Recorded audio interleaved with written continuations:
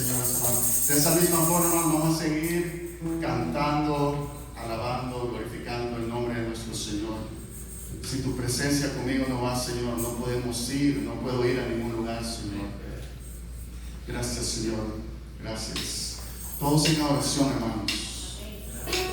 Como iglesia, adorando, glorificando su santo nombre. Amén. Ande con nosotros, hermano.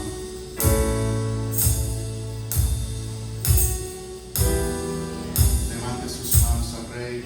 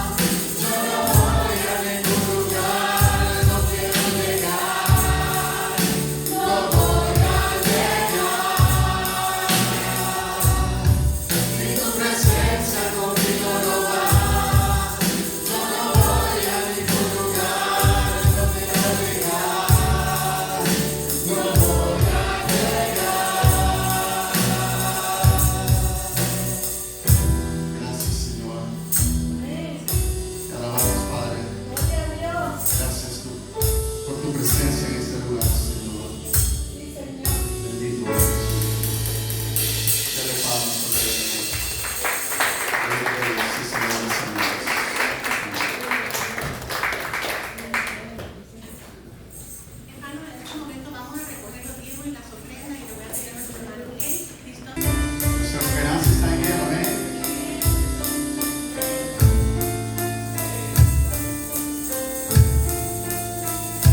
Alábele.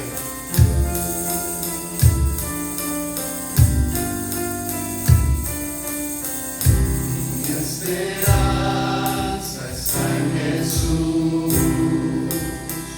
en su justicia y en la cruz. En nadie más defenderé,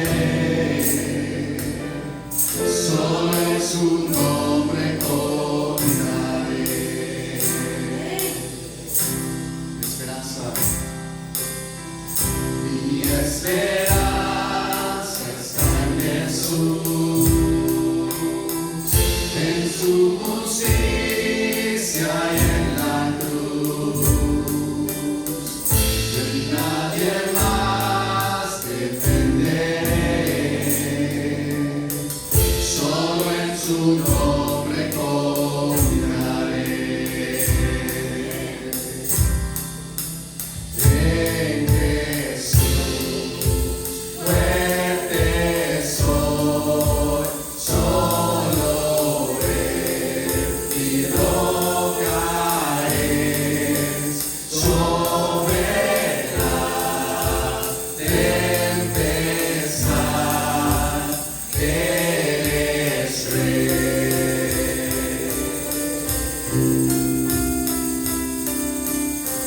Cuando no puedo ver su paz, sé que su gracia es siempre igual. A la tormenta venceré, mi ancla firme está en Él. Mi ancla firme está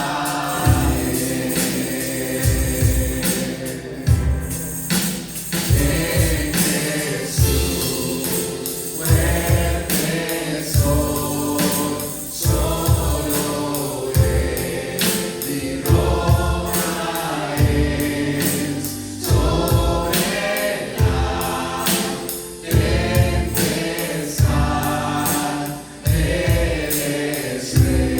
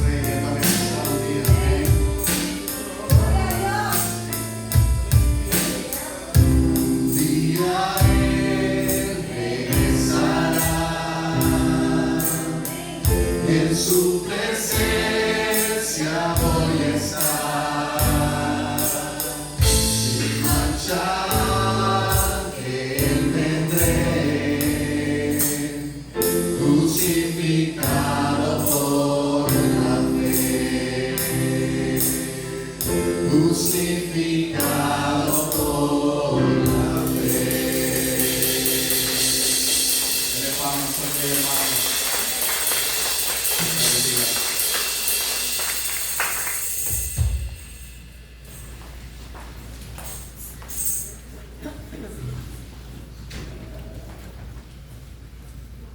Hermano, antes de pasar a nuestro sermón, solamente noté que hay otra visita. Sí, por favor, se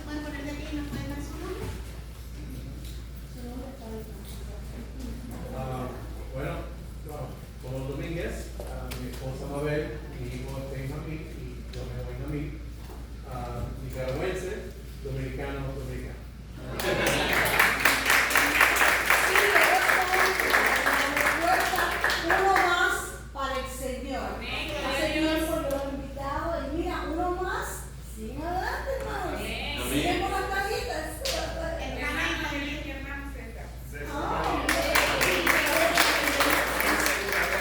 Pastor, yo estuve aquí con Pastor Ponce por primera vez.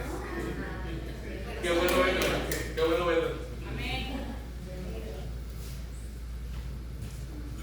Pues bienvenidos a la casa de Dios. Amén. Esta es la casa de nuestro papá. Amén. Y aquí estamos seguros, estamos bien. Amén. Porque el Señor es misericordioso. Amén. Nos recibe como estamos. No nos quiere dejar como estamos, pero nos recibe tal como estamos. Amén. Así que le damos gloria y honra al Señor por eso. Amén. Así que en esta mañana vamos entonces a pasar la palabra del Señor. Y déjame ponerme los otros ojos. Estuve 2 semanas fuera. La semana pasada estuve predicando en la iglesia Manuel. Sé que el pastor Nelson y el pastor Fabio estuvieron con ustedes. Amén. Le doy gracias a Dios por su vida. Tremendos hermanos a los que amamos mucho. Amén. Amén. Vamos a abrir nuestras Biblias en el Evangelio según San Juan. Y vamos al capítulo 4. Ya hoy espero terminar con la Samaritana. Amén. Amén.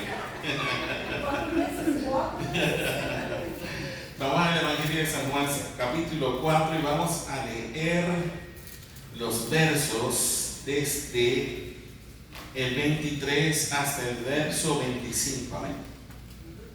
Cuando lo tengan, nos ponemos de pie en reverencia a la palabra del Señor y al Señor de la palabra. Es más, vamos a leer desde el 19 hasta el 25.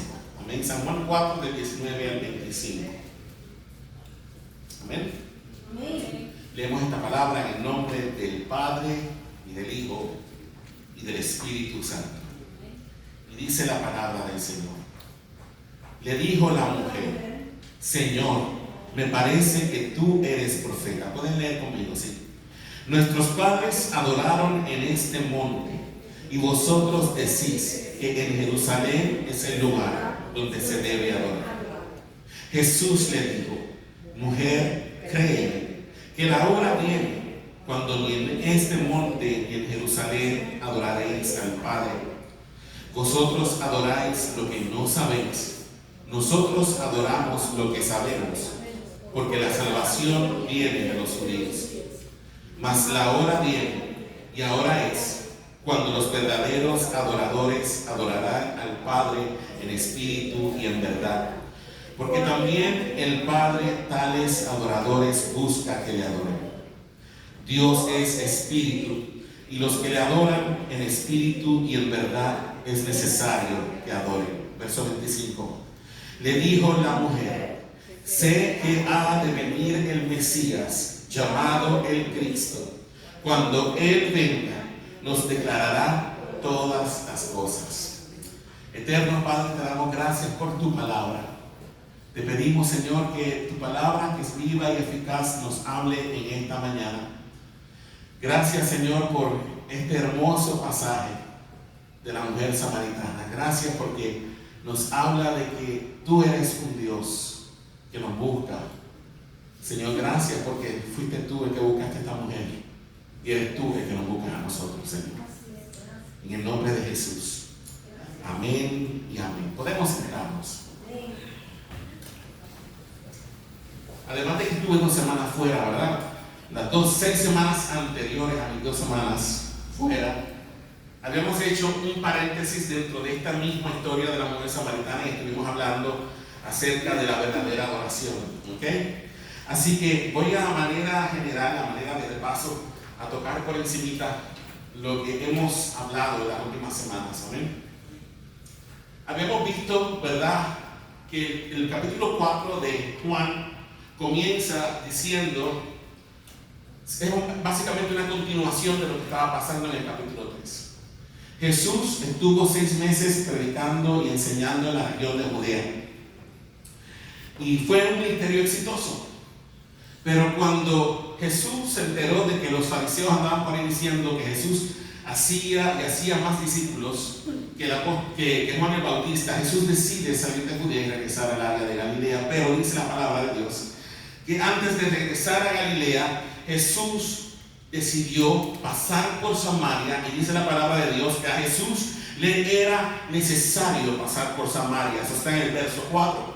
Y que cuando llegó a Samaria, Jesús llegó a una ciudad llamada Sicar. Y dice que se sentó junto a un pozo. Y dice la escritura que era cerca de la hora sexta. Y habíamos dicho que la hora sexta era el mediodía, o sea, era la hora más caliente del día. Jesús llega a Sicar, se sienta junto al pozo y eran las 12 del día. Pero de repente dice la escritura que en ese lugar que no había nadie, imagínense, un área seca, calurosa, al mediodía, a esa hora no iba a haber nadie aquí, pero llegó una mujer, ¿verdad? Dice la palabra que de repente una mujer samaritana llegó hasta el pozo para sacar agua. Y habíamos dicho que las mujeres, esa era la tarea de las mujeres, buscar agua en ese tiempo en los pozos era la tarea de las mujeres, pero siempre las mujeres iban en grupos, no iban nunca solas a buscar agua, y siempre iban a las 6 de la mañana porque todavía estaba fresco. Ninguna mujer iba al pozo sola y mucho menos al mediodía. Pero esta mujer iba sola e iba al mediodía. Dice la palabra de Dios que cuando Jesús la ve, Jesús le pide de beber. Eso está en el verso 7. Jesús le dice, dame de beber. Pero para ella, en ese momento, Jesús no era más que un judío raro y poco convencional. ¿Por qué digo esto? Porque dice la Biblia que cuando Jesús le pide de beber a ella se sorprende de que un hombre y judío le pidiera de beber a quién, a ella, que era ¿qué? Mujer y samaritana. ¿Okay? Acuérdense que había una riña entre judíos y samaritanos, ellos no se trataban. Y cuando ella ve que, y una cosa más, los hombres tenían prohibido hablar con mujeres en público. No se veía bien que un hombre se quedara hablando con una mujer sola. Y cuando ella ve a este judío raro que le dice, dame de beber, ella se sorprende y le dice, ¿cómo tú siendo judío me pides de beber a mí, que soy mujer y que soy samaritana? Porque los judíos no podían beber en el mismo vaso que bebía un samaritano, porque los samaritanos para ellos eran considerados inmundos. Y si un judío bebía agua de un vaso de un samaritano, ¿qué pasaba? Se contaminaba ceremonialmente. ¿Ok?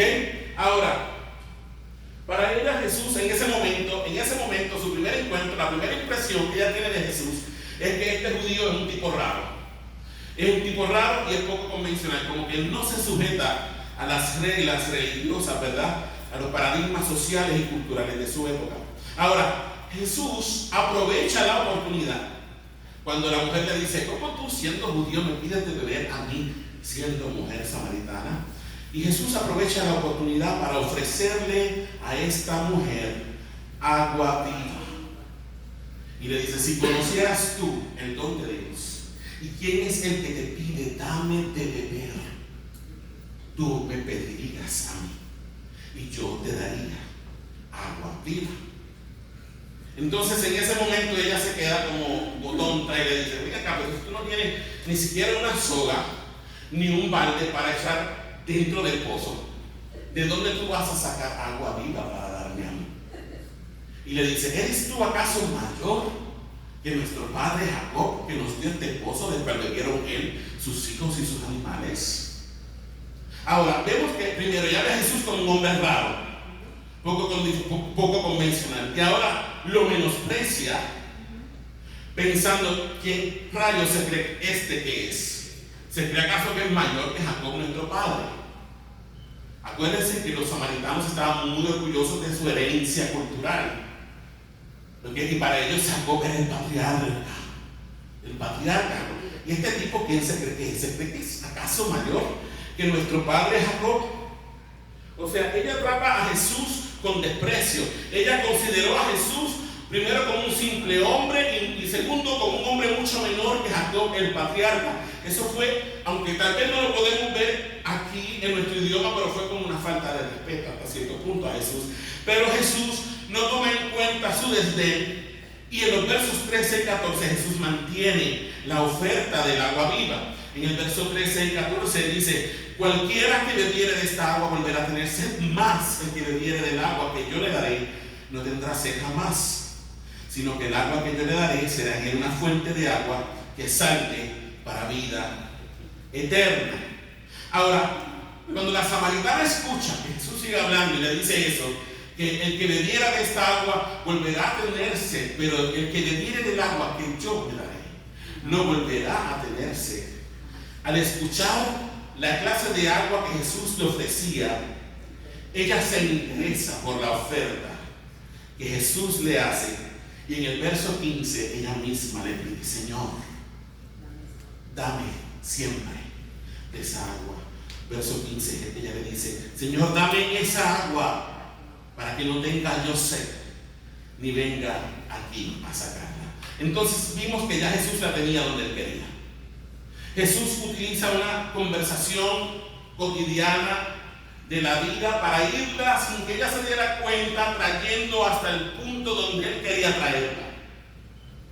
Jesús sí tenía sed, porque primero Jesús había caminado mucho, segundo eran las 12 del día y hacía mucho calor. Jesús sí tenía sed física, pero el interés de Jesús no era el agua.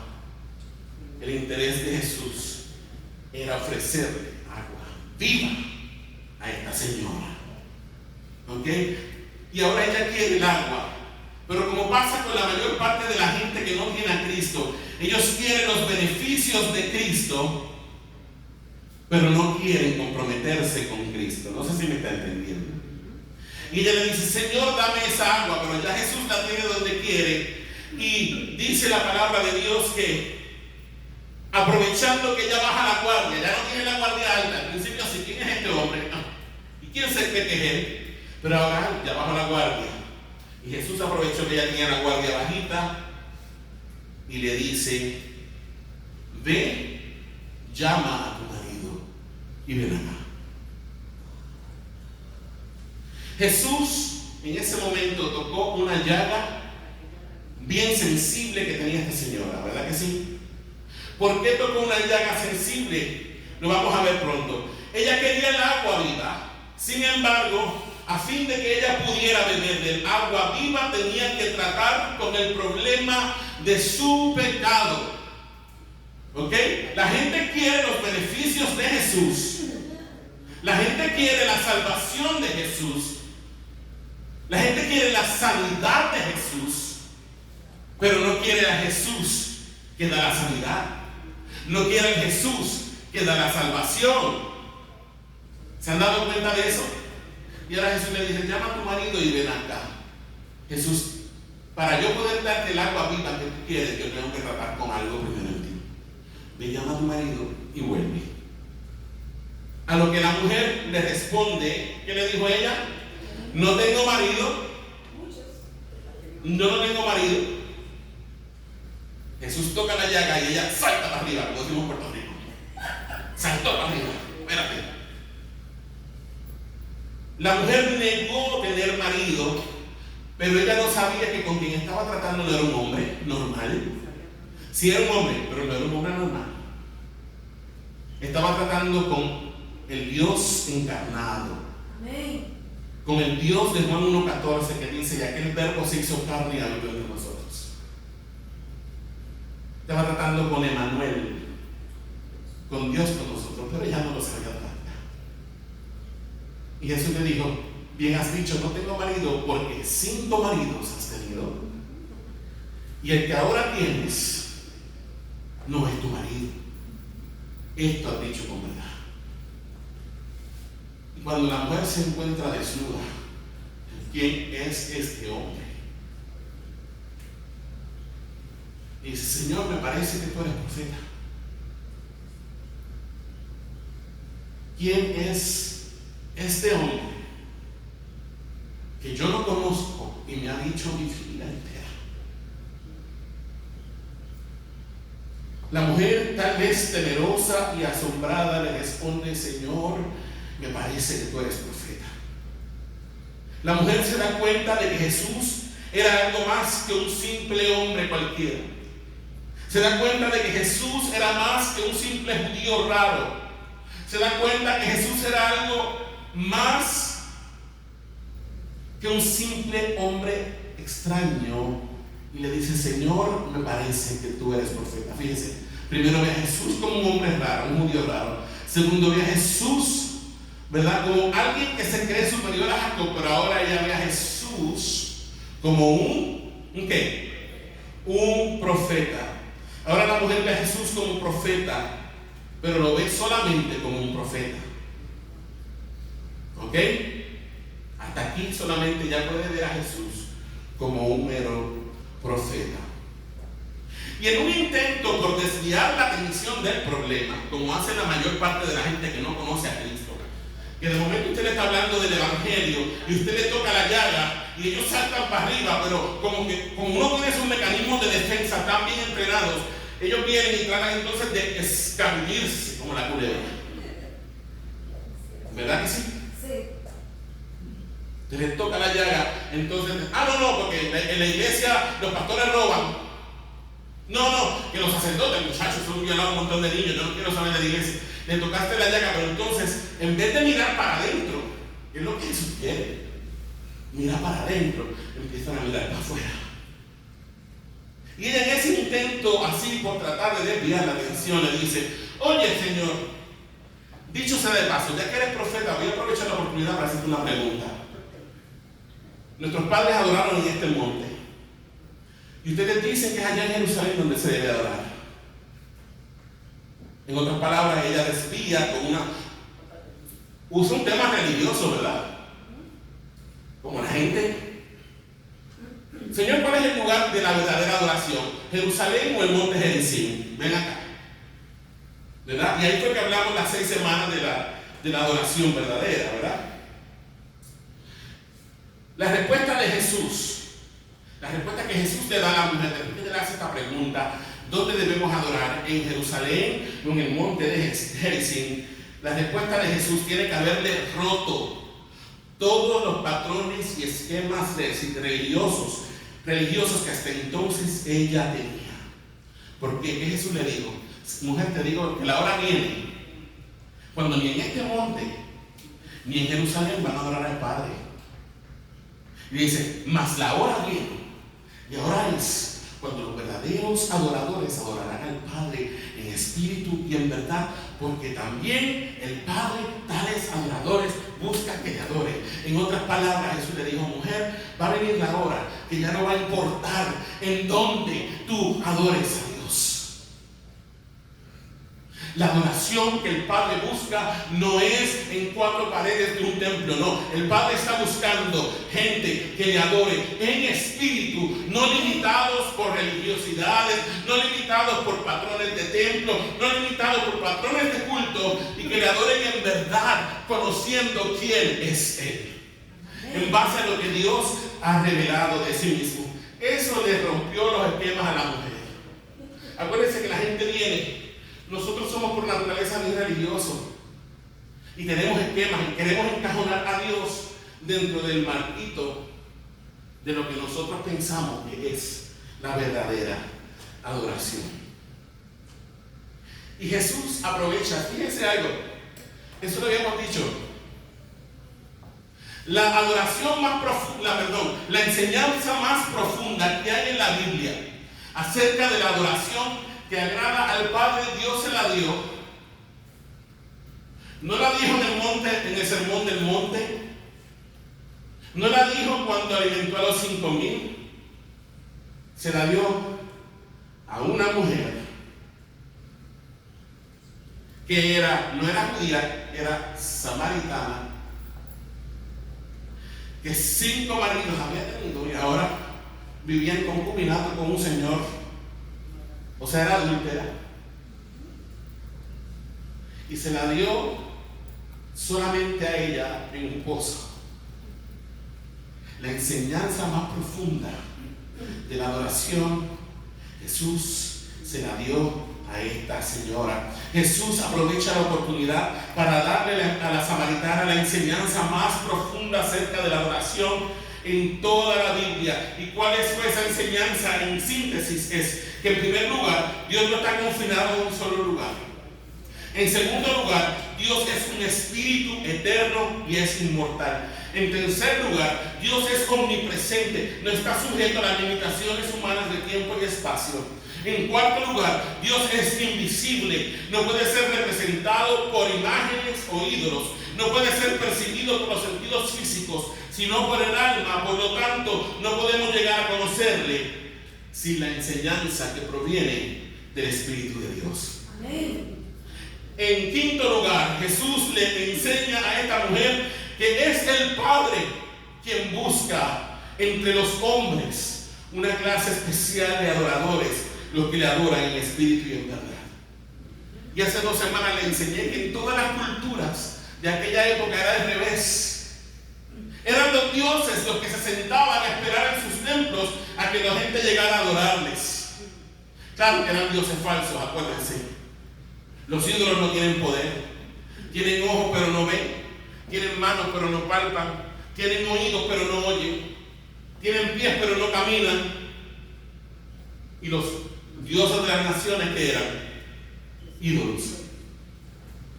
Pero el Dios de la Biblia, dice Jesús, que es el que sale a buscar una clase especial de adoradores, los que le adoran en espíritu y en verdad. Y adorar a Dios en espíritu y en verdad es, en primer lugar, adorar a Dios en espíritu es adorarle en contraposición a lugares, formas o estilos y otras limitaciones temporales. Y adorar a Dios en verdad es adorarle en contraposición a los falsos conceptos que se originan en un conocimiento imperfecto. Recuerden que los samaritanos tenían un conocimiento imperfecto de Dios. ¿Por qué? ¿Cuántos libros de la Biblia ellos reconocían como inspirados? ¿Cuántos? ¿Se acuerdan? Sin miedo al éxito, dígalo.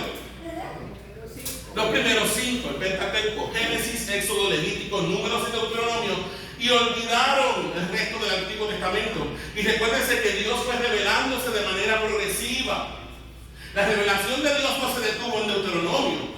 No, la revelación de Dios siguió dándose a conocer a su pueblo a través de Josué, de Jueces, de Ruth, de Primera y Segunda de Samuel, Primera y Segunda de Reyes, Primera y Segunda de Crónicas, Job, Salmos, Proverbios, Eclesiastés, Cantares, Isaías, Jeremías, Lamentaciones, Ezequiel, Daniel, Oseas,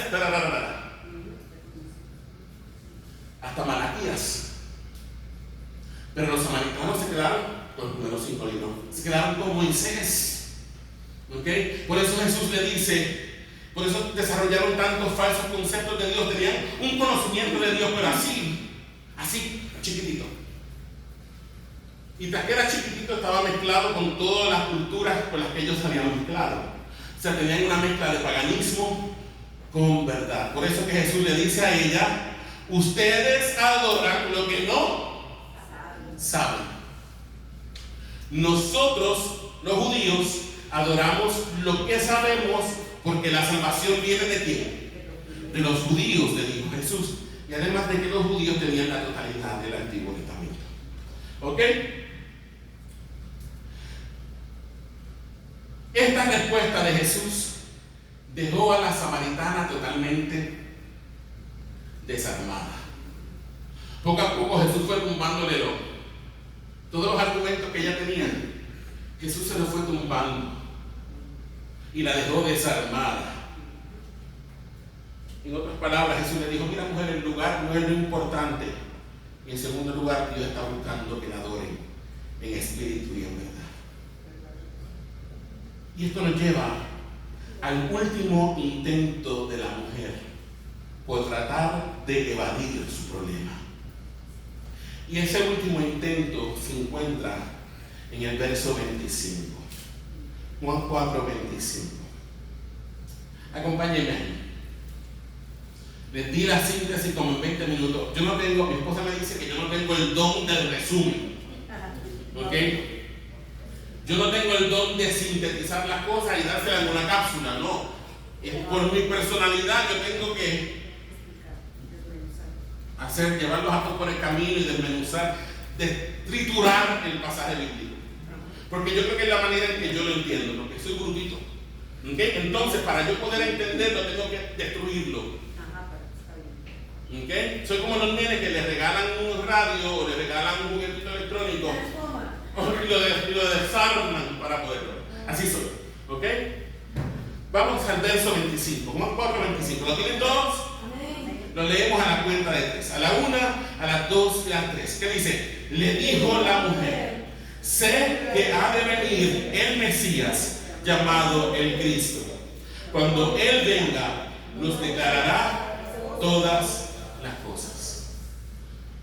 Mi hermano, tal vez en un último intento de desviar la atención de su verdadero problema, ella le responde a Jesús en el verso 25: sé que ha de venir el Mesías, llamado el Cristo. Cuando Él venga, nos declarará todas las cosas.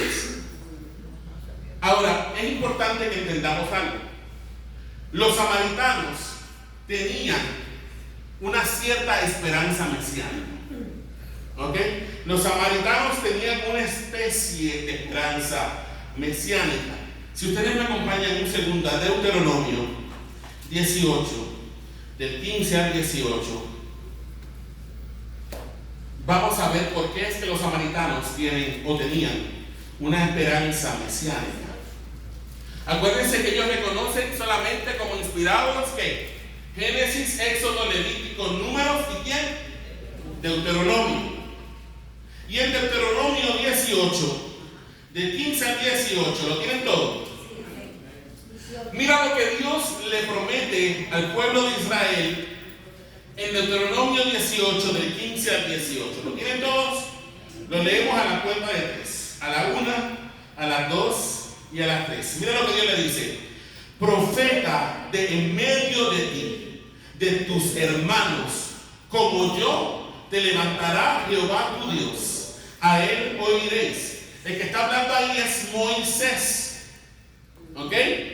Y Moisés le dice al pueblo de Israel que Dios levantaría de entre el pueblo de Israel, de entre sus hermanos, a un profeta que sería como quién, como él. Un profeta Dios levantará que será como yo. ¿Y qué le dice a Moisés? A él oiréis. Eso está al final del verso 15. Vamos al verso 16. Conforme a todo lo que pediste a Jehová tu Dios en Horeb, el día de la asamblea, diciendo: no vuelva yo a oír la voz de Jehová mi Dios, ni vea yo más este gran fuego, para que no muera. Si recuerdan en Éxodo 20, cuando Dios baja al monte Sinaí, en Éxodo 20 dice la Biblia que una oscuridad cubrió el monte Sinaí y que salían ¿qué? Rayos, centellas y una voz como de trompeta, y había fuego, y el pueblo pudo escuchar la voz de Jehová en Éxodo 20. Cuando Dios va a darle los 10 mandamientos, Dios habló directamente con el pueblo desde el monte y le dijo: yo soy Jehová tu Dios, que te saqué de la tierra de Egipto, de casa de servidumbre. No tendrás dioses ajenos delante de mí. Imagínense, ¿cuántos han visto cómo se pone el cielo cuando viene un tornado? Se pone feo, ¿verdad? Y los rayos y la... ¿A cuántos les gusta? A mí me encanta, honestamente, me encanta, pero le tengo terror. ¿Ok? Yo lo veo bonito desde una ventana, qué lindo está el cielo, pero no me vas a ver afuera debajo de la lluvia. ¿Verdad que atemoriza? Imagínense que usted está en el monte Sinaí ese día y está oyendo la voz de Jehová hablando como un trueno. ¿Usted se iba a aterrorizar o no? El pueblo le dijo a Moisés: mira, Moisés, qué bonito, qué lindo está todo esto, pero yo te digo una cosa: a mí que Dios no venga a hablar conmigo. Habla tú con Dios, allá tú y él, pero que Jehová no hable con nosotros, porque tenemos miedo de que Dios nos mate. Porque tuvieron la conciencia de la santidad de Dios en ese momento fue tal que ellos tuvieron miedo. No querían más escuchar la voz de Jehová directamente. Y Dios escuchó la voz del pueblo y dijo: ok, Moisés, está bien, yo voy a hablar contigo y tú vas a hablar con ellos. En otras palabras, tú vas a ser el mediador entre mí y el pueblo. Por eso le dice en el verso 16 esto: conforme a todo lo que dijiste, conforme a todo lo que pediste a Jehová tu Dios en Horeb el día de la asamblea, diciendo: no vuelva yo a oír la voz de Jehová mi Dios, ni vea yo más este gran fuego para que no muera. Verso 17 que dice: y Jehová me dijo: han hablado bien en lo que han dicho. Jehová estuvo de acuerdo. Verso 18 que dice: profeta les levantaré de en medio de sus hermanos como tú, y pondré mis palabras en su boca, y él les hablará todo lo que yo le mandaré. Entonces los samaritanos tenían la conciencia de que algún día iba a venir un profeta que iba a ser como ¿quién? Como Moisés. Ahora, el Mesías que los samaritanos esperaban era simplemente un maestro o un profeta al estilo de Moisés. Ahora, el concepto judío del Mesías era mucho más amplio, recuerden, porque Dios fue a través del Antiguo Testamento dando un poquito más de luz acerca de quién iba a ser el Mesías que iba a venir. ¿Ok? En los libros históricos sabemos que el Mesías iba a venir de la familia de ¿quién? De David. En Isaías, Dios le revela al pueblo que el Mesías iba a nacer de ¿quién? De una virgen. Isaías 7:14. En Miqueas, Dios le revela al pueblo que el Mesías iba a nacer ¿en qué ciudad? En Belén de Judá. En Isaías 52:53, Jehová les revela al pueblo que el Mesías sí iba a salvarlo, iba a ser un gran libertador, pero que primero el Mesías iba a ser un siervo sufriente, que iba a ser traspasado por sus transgresiones y pecados. Pero obviamente los samaritanos no sabían nada de eso, porque se habían quedado con ¿quién? Con el profeta que Moisés dijo que iba a venir. ¿Ok? Ahora, los judíos tenían más conocimientos acerca del Mesías, pero los samaritanos se quedaron con eso. ¿Sabes algo, mi hermano? Pero a pesar del poco conocimiento que esta mujer tenía del Mesías, Jesús usó lo poquito que ella sabía. Jesús no la menospreció.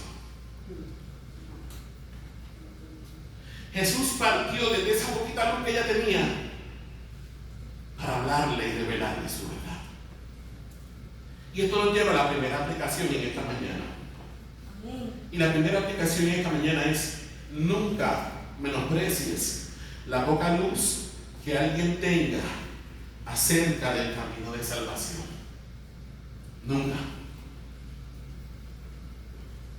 Si las personas tienen un poquitito de luz, no les critiquen, no le digan: ¡ah, María, qué bruto eres, muchacho, tú no sabes nada! No. Aprende de Jesús y usa ese poquito de luz para llevarlo al camino de salvación. Usa la poca luz que alguien tenga para llevarlo a un mayor conocimiento de Dios en Cristo Jesús. Un ejemplo de esto lo vemos en el apóstol Pablo en Hechos capítulo 17. Acompáñenme un segundo ahí. Hechos 17, de los versos 16 al 28.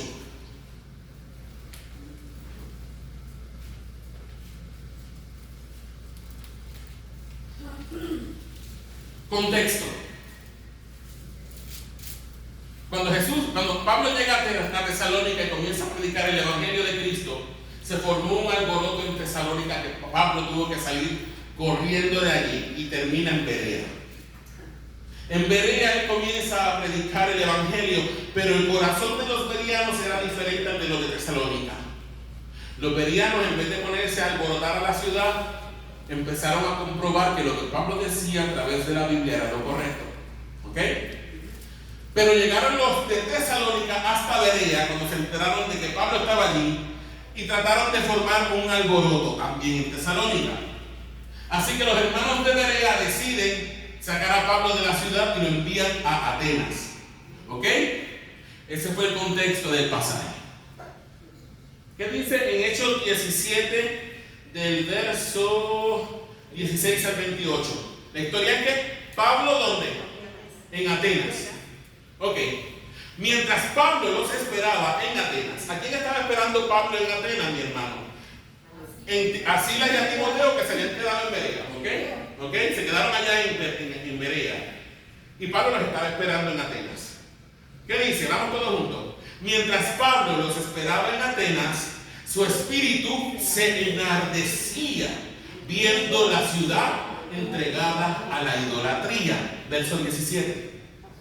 Así que discutía en la sinagoga con los judíos y piadosos, y en la plaza cada día con los que concurrían.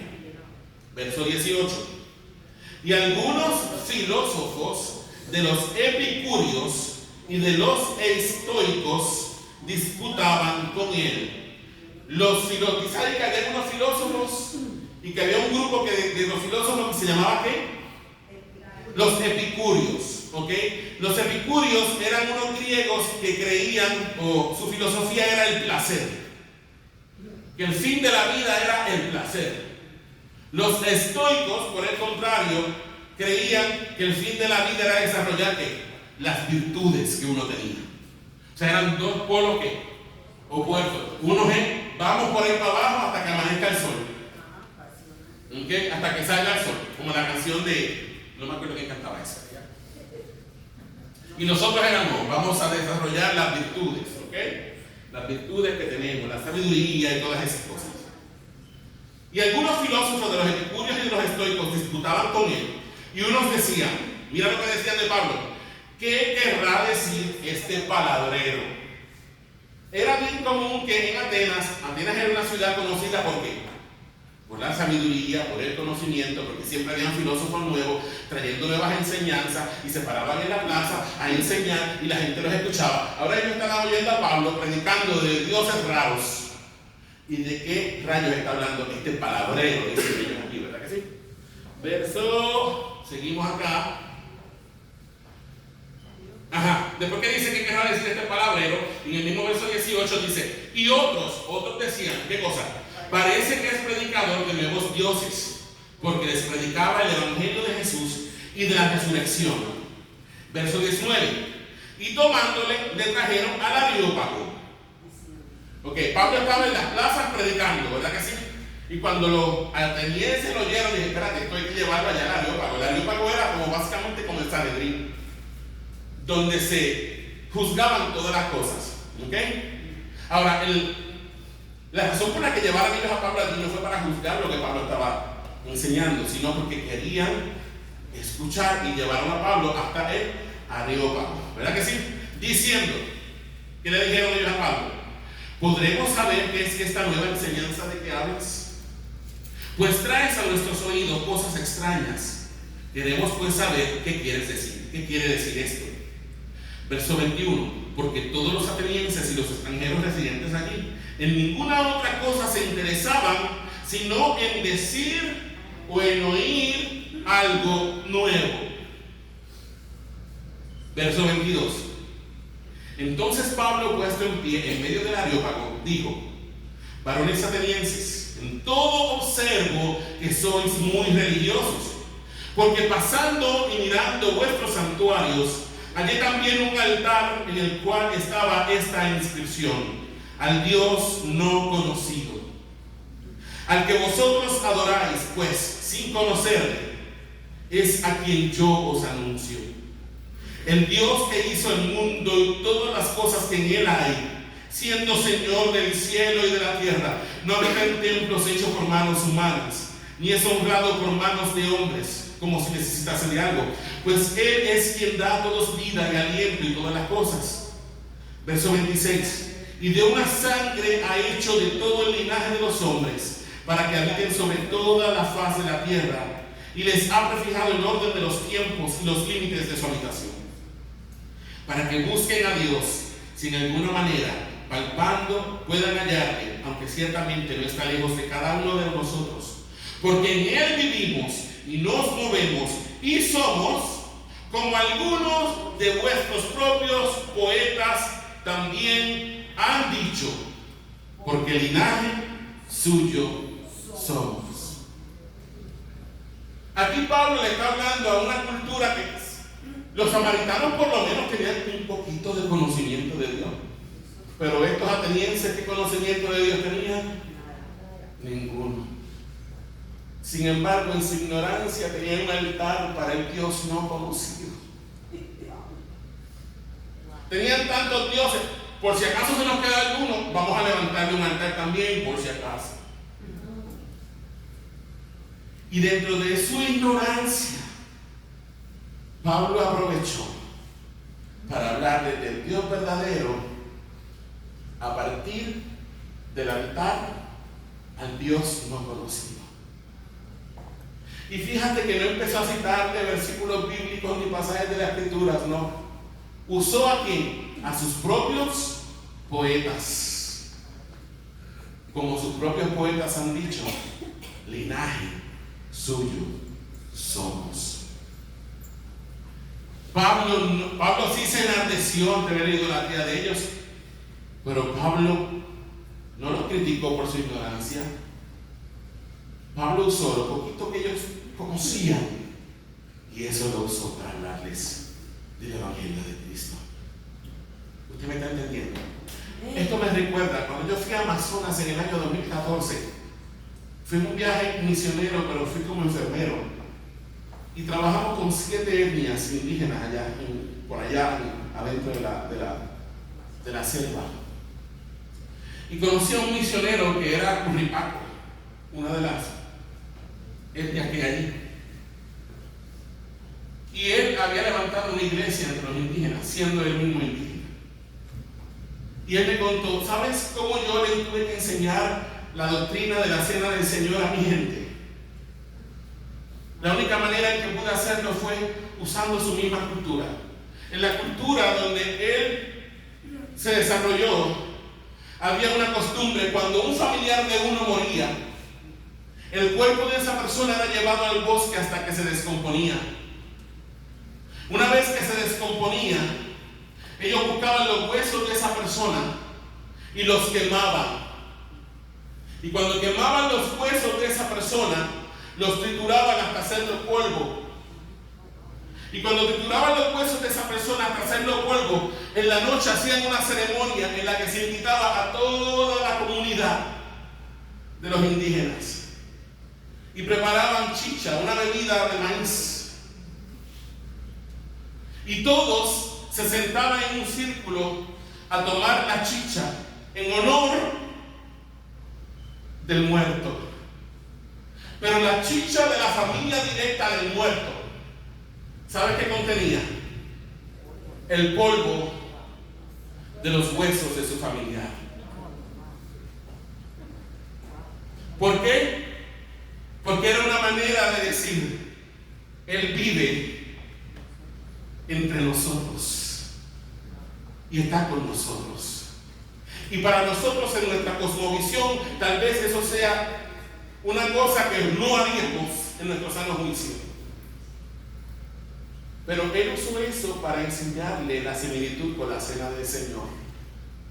Cuando nosotros tomamos la cena del Señor, ¿qué Jesús dijo antes de partir? Cuando instituyó el sacramento o la ordenanza de la cena del Señor: haced esto en memoria de mí. Tomad, comed, esto es mi cuerpo que por vosotros es partido. Bebed de ella todos, porque esta es la sangre del nuevo pacto que por vosotros es derramada. Y aunque nosotros no creemos en la doctrina de la transubstanciación, sí creemos que el memorial de la Santa Cena es una manera representativa en la que todos participamos tanto del cuerpo como de la sangre del Señor. ¿Me está entendiendo? Y la única manera que estos indígenas pudieron entender el significado de la cena del Señor fue cuando este indio se los presentó de una manera que ellos pudieran entender. Entonces usa la poca luz que tenga una persona para hablarle de Cristo. No lo critiques. Usa lo que tenga y a partir de allí, háblale del Señor Jesús. Cuando compartas a Cristo con otros, pide al Espíritu de Dios la sabiduría para poder presentar el Evangelio a partir de la luz que ellos tengan. Los samaritanos entendían que algún día vendría un profeta al estilo de Moisés. Su concepto de Mesías era muy pobre, pero Jesús no le respondió o corrigió, sino que le dijo lo siguiente. Vamos al verso 26, Juan 4:26. Mira, ¿qué le dijo Jesús a la samaritana? Ella le dijo, sí, yo sé que algún día va a venir un profeta, el Mesías, y cuando Él venga, Él nos va a revelar todas las cosas y me acabo de quedar sin los lentes. Bueno, qué terrible, pero ni modo. Verso 26, tengo que comprarme otro. ¿Qué le dijo Jesús a la samaritana en el verso 26? Cuando ella le dijo, sé que ha de venir Jesús, sí que ha de venir el Mesías llamado el Cristo. Mira cómo Jesús le responde en el verso 26.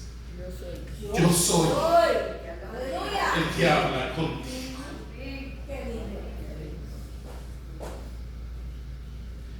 Yo soy el que habla contigo. Aquí llegamos al punto culminante de la historia. Todo este modelo para llegar. Yo soy el que habla contigo. Jesús le revela abiertamente a la mujer su verdadera identidad. Fíjense que Jesús no hizo eso con nadie más. Jesús nunca llegaba a los sitios diciendo yo soy el Mesías. Pero a esta mujer samaritana y adúltera, Él le dijo, yo soy el que habla contigo. Amén. Y fíjense que Jesús comienza la afirmación diciendo qué cosa. Yo soy. Eso nos recuerda a Moisés en Éxodo 3:14, cuando Dios le dice, y le dirás a los hijos de Israel. Cuando Moisés le pregunta, Señor, si los israelitas me preguntan quién es el Dios que me envió, que yo le voy a decir cuál es su nombre. Y Él le dijo, le dirás a los hijos de Israel, yo soy el que soy. Entonces, de una manera indirecta, Jesús se está identificando a sí mismo como más que un hombre, como más que un judío raro, como más que un profeta. Jesús le está diciendo a esta mujer, yo soy el Dios de Jacob. Yo soy el que tú estás esperando. Y soy más que un profeta.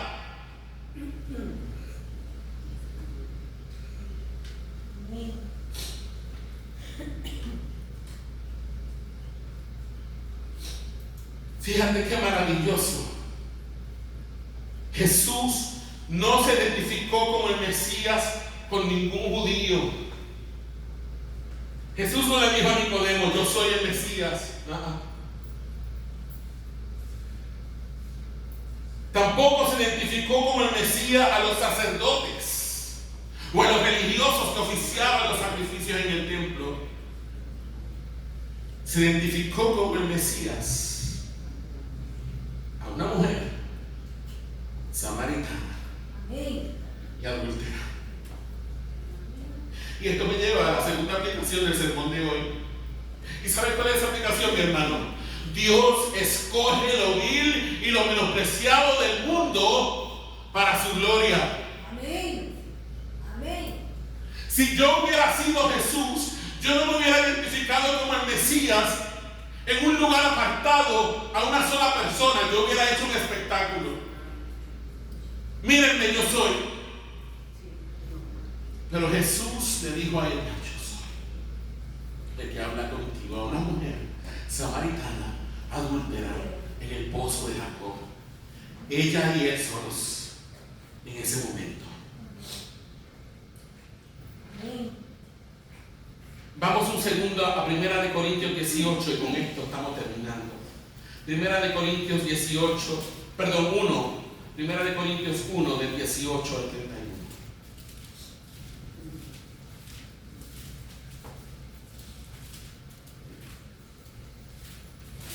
Ahora sí, ¿cómo voy a leer esto?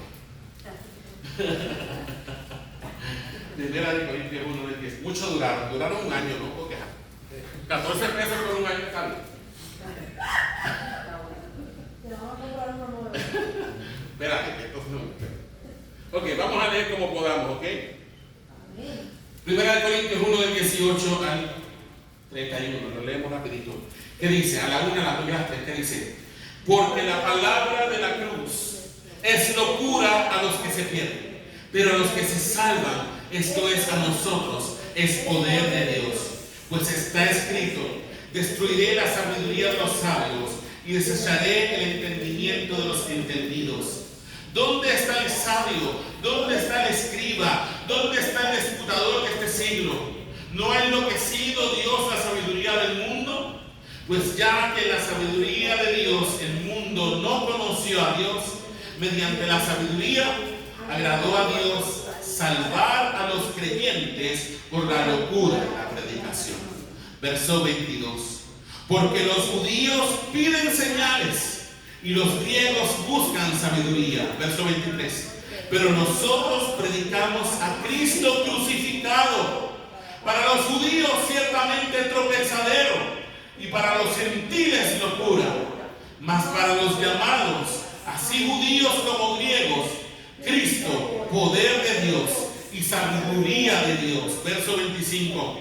Porque, escucha esto, porque lo insensato de Dios es más sabio que los hombres, y lo débil de Dios es más fuerte que los hombres. Verso 26.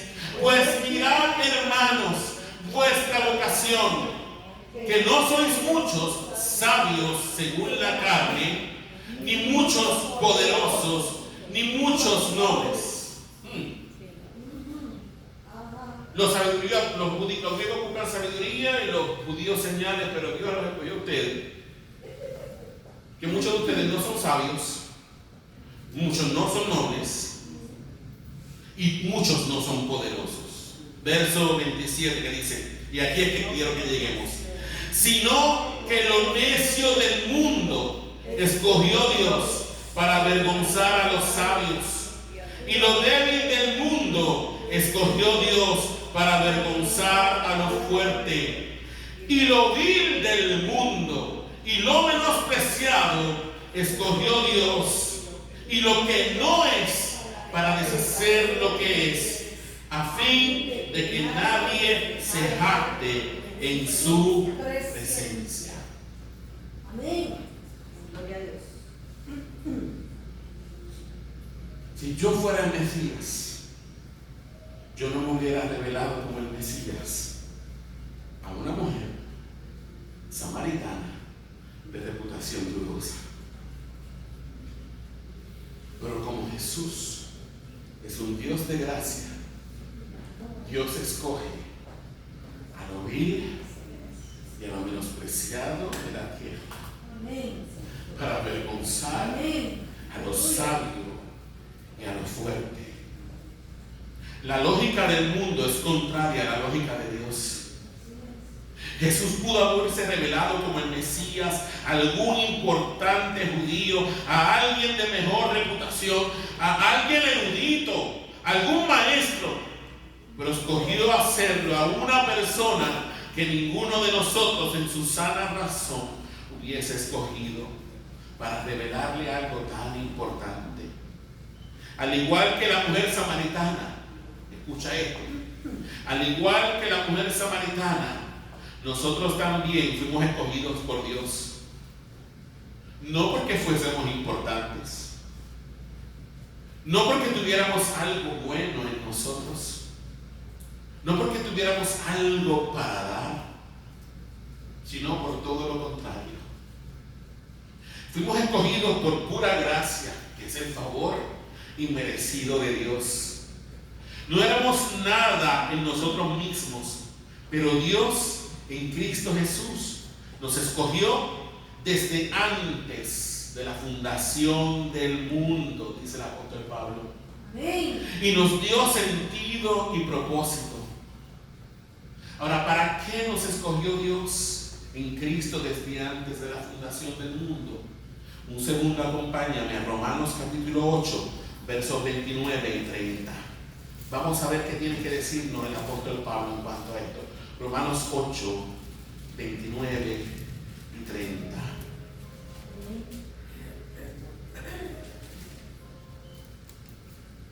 Está bonita esa música y la reconozco. Romanos 8, 29 y 30.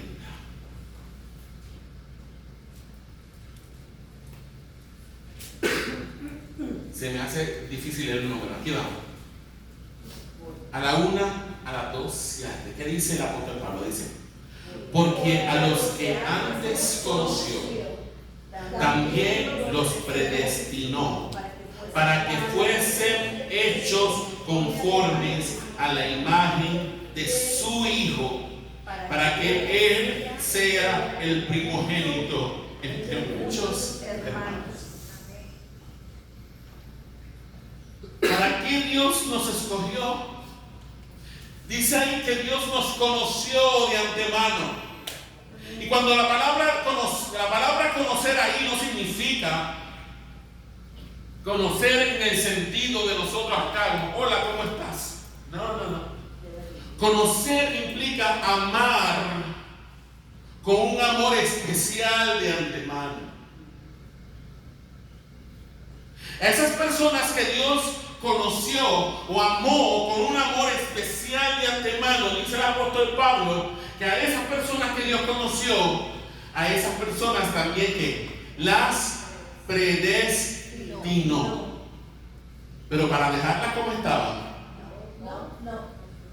dice ahí, para que sean hechas conforme a la imagen de su Hijo, para que Él sea el primogénito entre muchos hermanos. Entonces tenemos que entender algo. Dios nos recibe como estamos. Tú no tienes que hacer nada para que Dios te reciba. Amén. Dios te recibe con tu sucio, con tus harapos. Dios te recibe con color a cerdo, como la historia del hijo pródigo, que comía de las algarrobas de los cerdos. Y dice la escritura que cuando cayó en sí dijo: mira acá, que yo estoy haciendo aquí.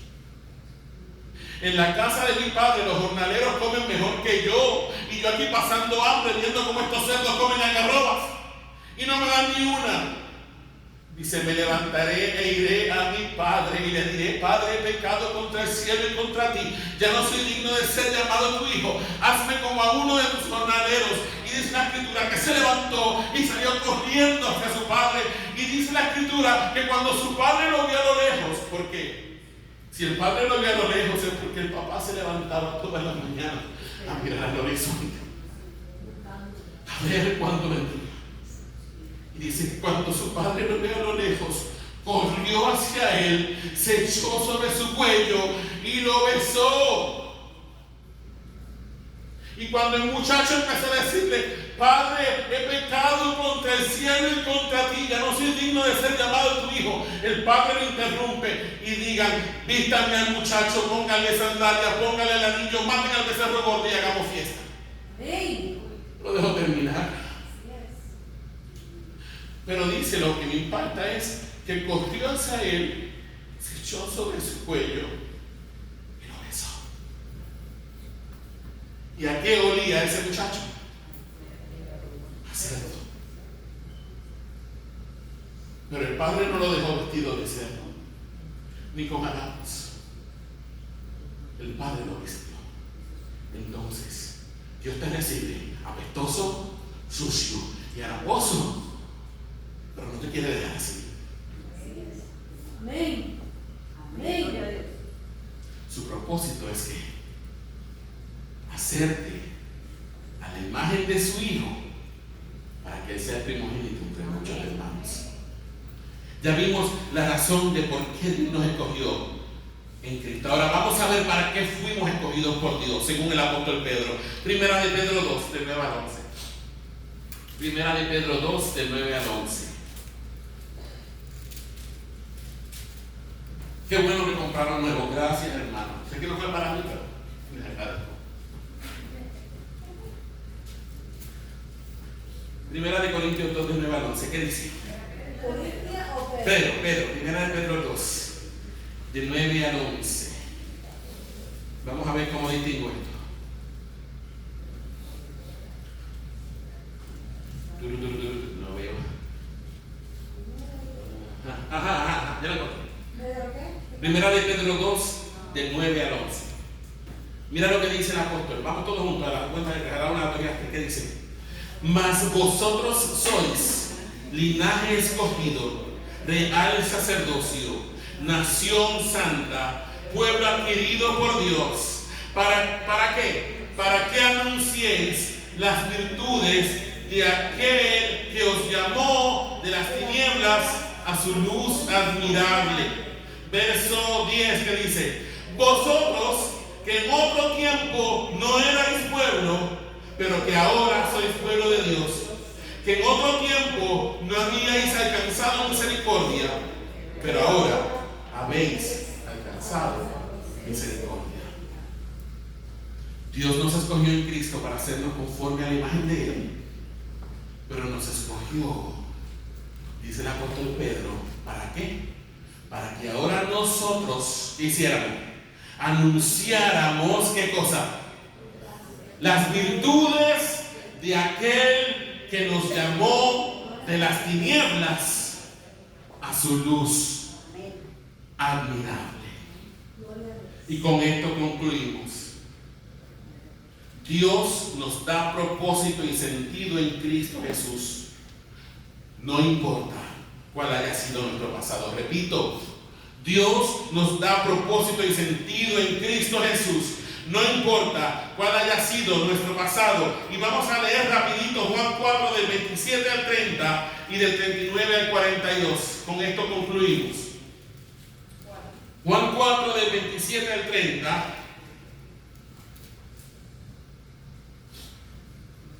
Después que Jesús le dice a la mujer: yo soy el que habla contigo. ¿Qué pasó en el verso 27? A la cuenta de 3, a la 1, a las 2 y a las 3, ¿qué dice?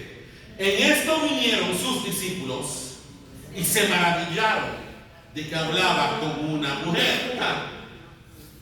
¿Qué hace el maestro hablando con una mujer? Y samaritana.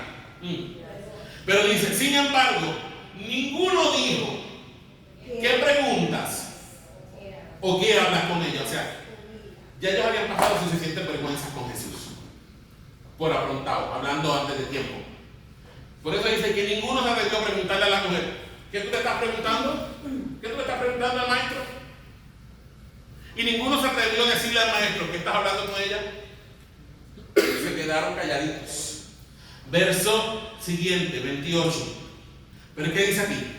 Entonces, todos juntos, entonces la mujer dejó su cántaro y fue a la ciudad y dijo a los hombres: venid, ved a un hombre que me ha dicho todo cuanto he hecho.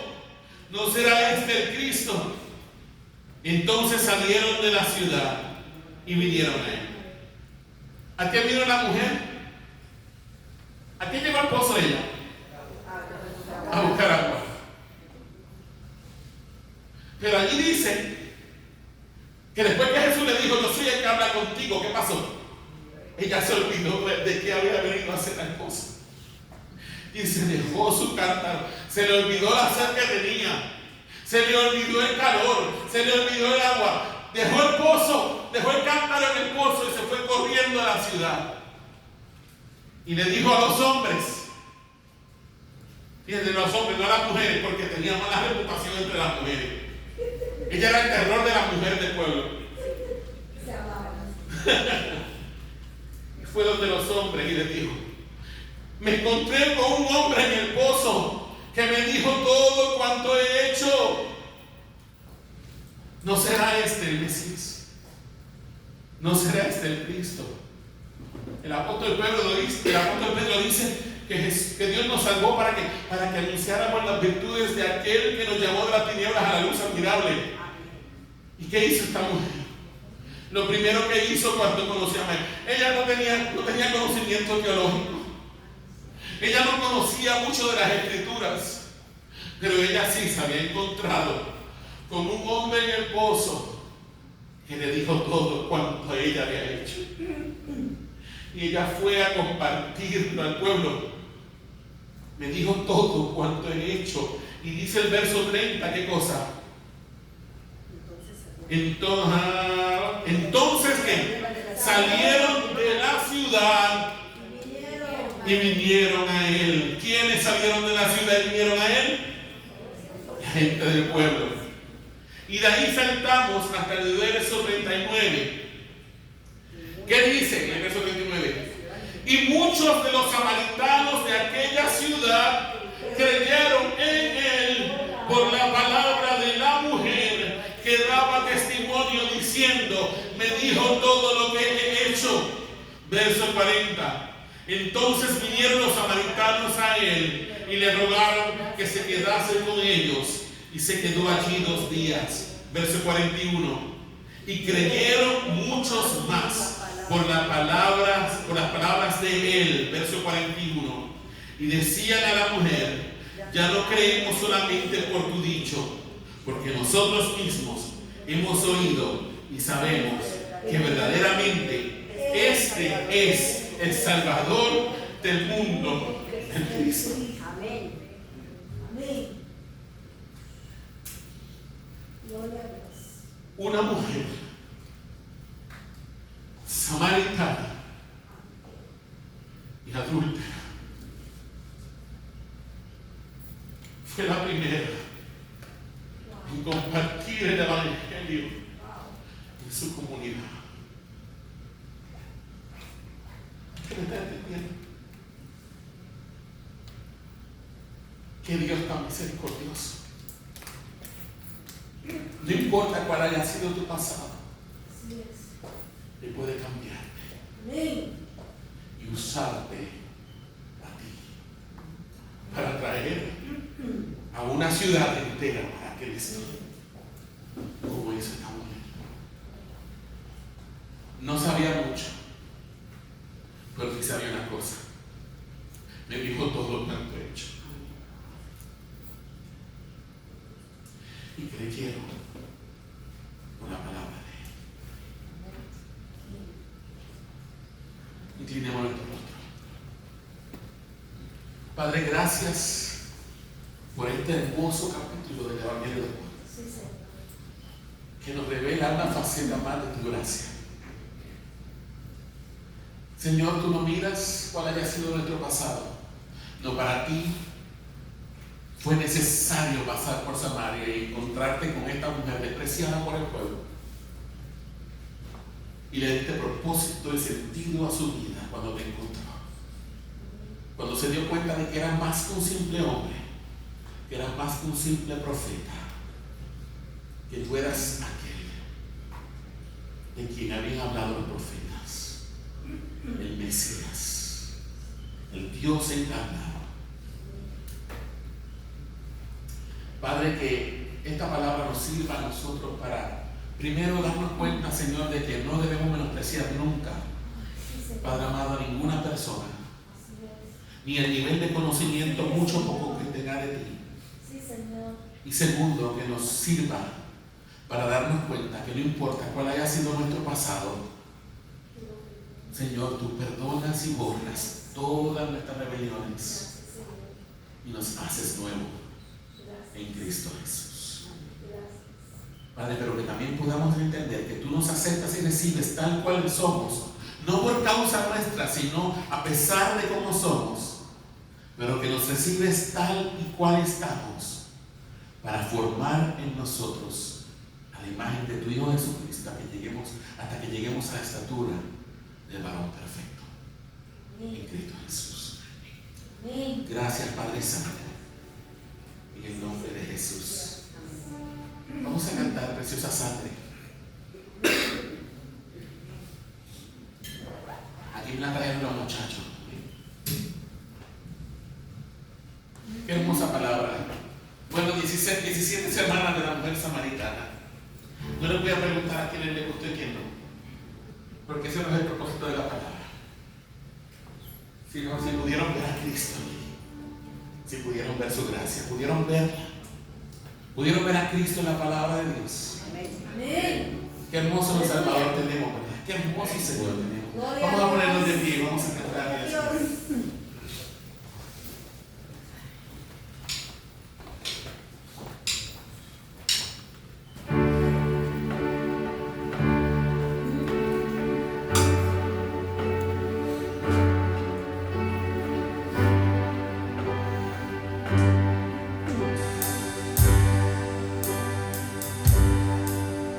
Preciosa sangre me ha perdonado,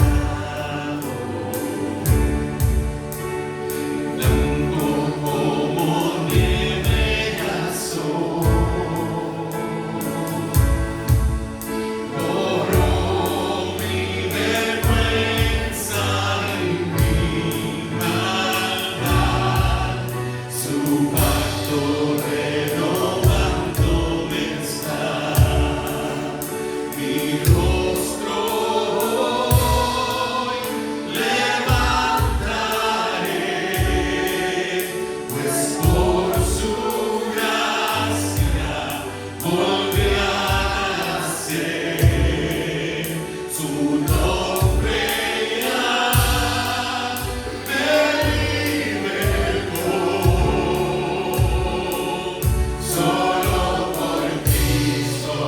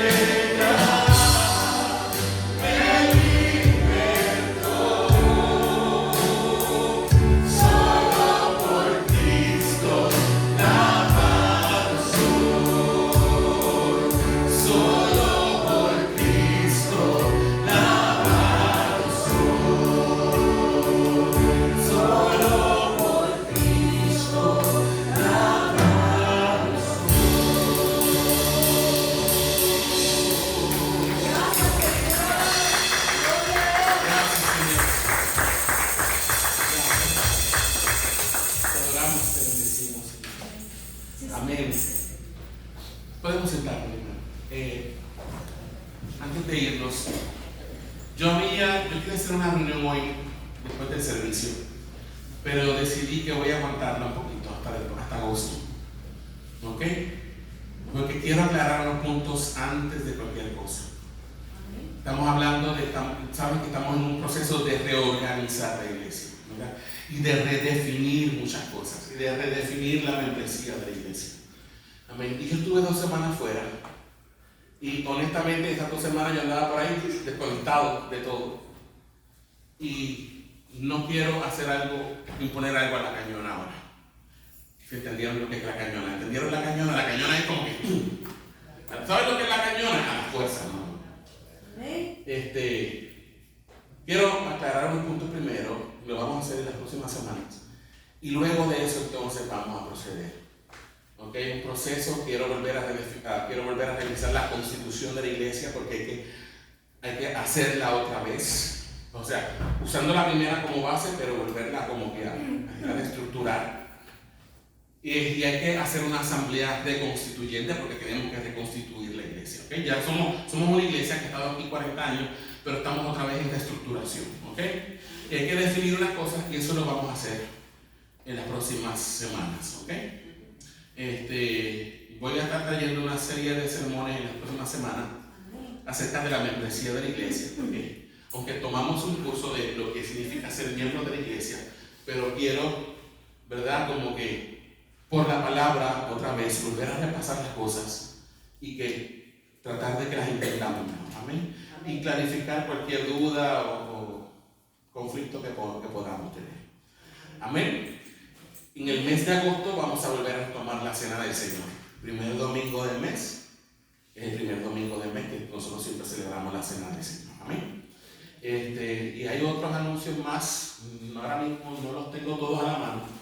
Pero sí hay unas actividades de jóvenes que son, tenemos una actividad con la hermana Nelly que es el 22, ¿verdad? El 22, y quiero decir, pasar rápidamente. Sí. ¿Quieres el micrófono? No lo necesito. Mi voz proyecta, ¿no? Es para jóvenes, y también los directores de los jóvenes, hay como 4 aquí en la iglesia. Sí, que los padres llegan también, se pueden sentar atrás y los jóvenes enfrente. Porque esto es una presentación, Dios me ha dado mucha sabiduría, aunque tengo ya 30 años en este campo, pero yo sé que Él me va a dar mucha sabiduría. Y tengo un montón de material para los padres. Y va a ser vistas fijas y drogas.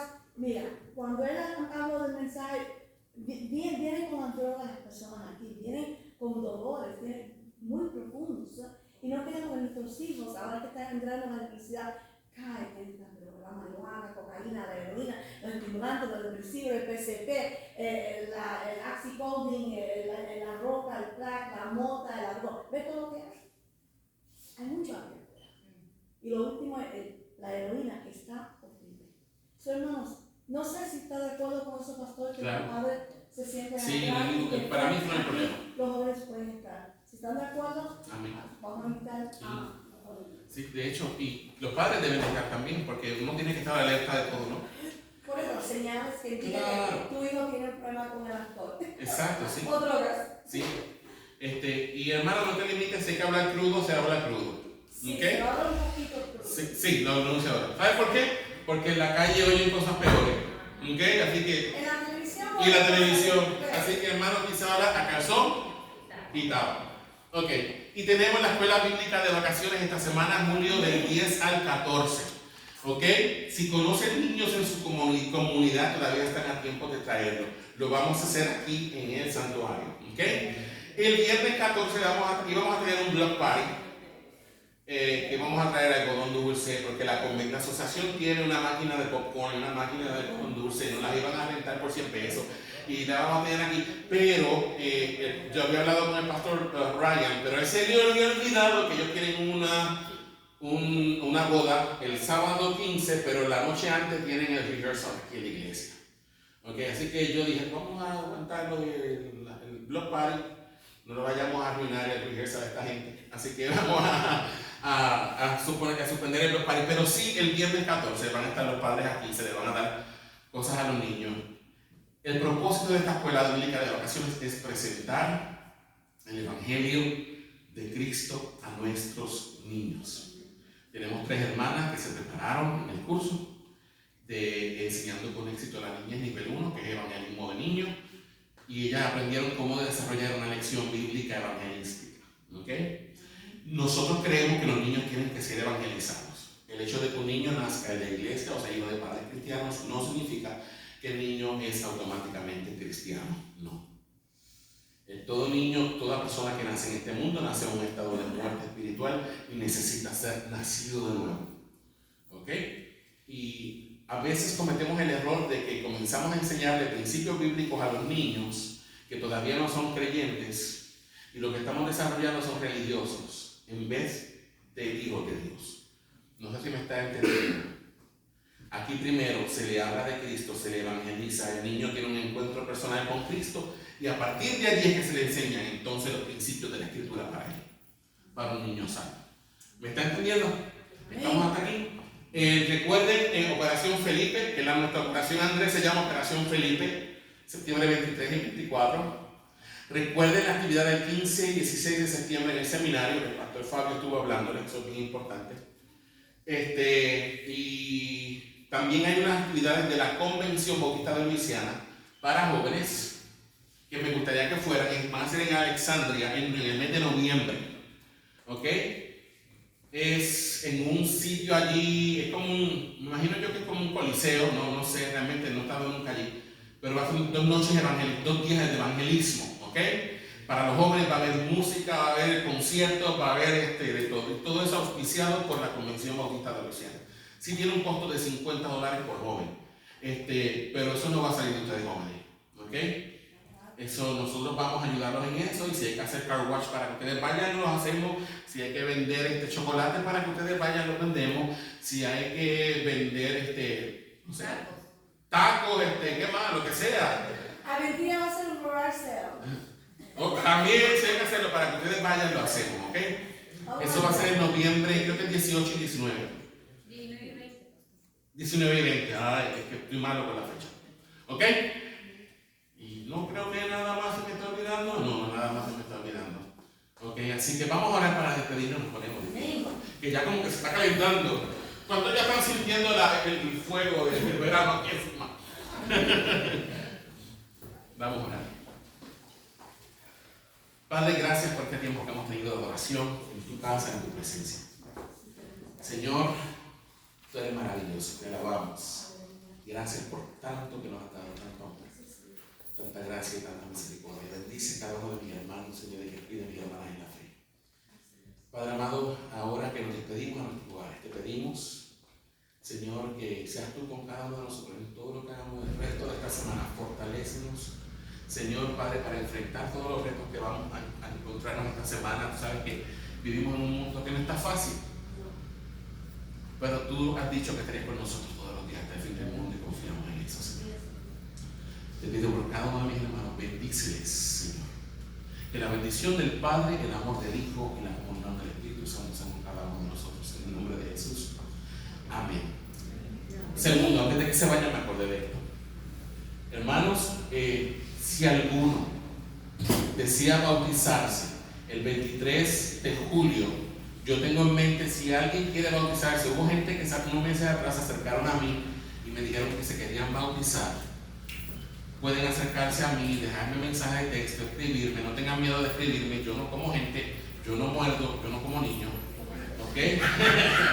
Vengan de mí, escríbanme, y el 23 de junio, si hay gente para bautismo, nos bautizamos, amén. Así que están despedidos, Dios los bendiga, les amo, Dios los guarde.